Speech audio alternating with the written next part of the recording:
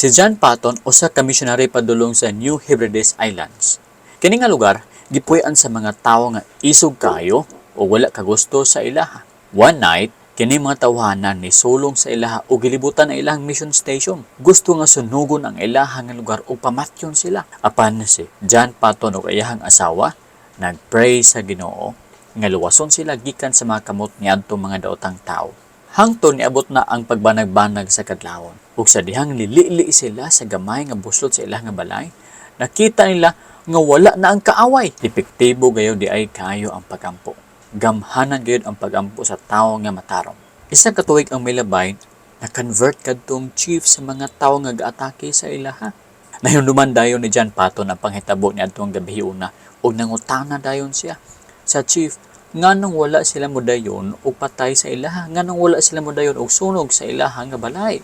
Nitubag din ang chief niadtong lugara. Kinsa man tong mga tawo nga mga dagko nga mga lalaki nga naglibot sa inyuhang mga balay. Nabantayan ni Patton nga wala sila lain nga kauban ni adtong gabiuna kundi sila lamang duha.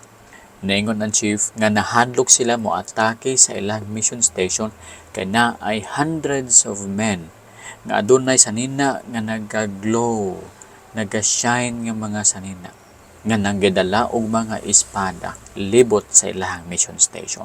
Katong hundreds of men nga nagapalibot sa mission station ni John Patton, kato sila mao ang mga angels. Wala kakita silang John Patton, apan ang nakakita mao ang mga kaaway. Sila ang gipakita sa Ginoo aron dili sila modayon pag-atake sa panimalay ni John Patton. Maigsoon, usa kini ka pruweba nga tinuod gayod ang Dios nagapadala sa iyahang mga anghel aron proteksyonan ang mga tawo nga gatuo kaniya. Kung naka-remember kamo sa Daniel 3:28, naingon sa Nebuchadnezzar, "Blessed be the God of Shadrach, Meshach, and Abednego, who has sent his angel and delivered his servants who put their trust in him, violating the king's command, and yielded up their bodies so as not to serve or worship any god except their own God."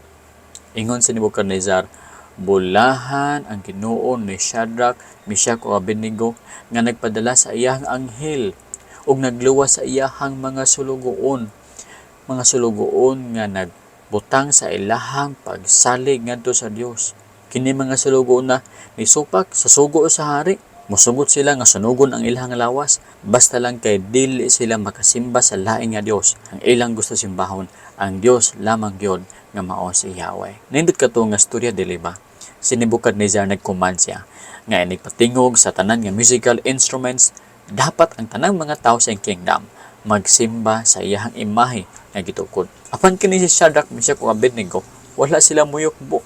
Nagtindog lang gyapon sila. Nakapasuko kini kang Nebuchadnezzar ug iyahang giitsa dayon si Shadrach, Meshach ug Abednego didto sa hudno. Gipainitan pa gyud 7 times tungod sa kasuko aning tulo ka mga tawo. Apan sa dihang naitsa na si Shadrach, Meshach ug Abednego didto sa hudno, wala sila mga sunog.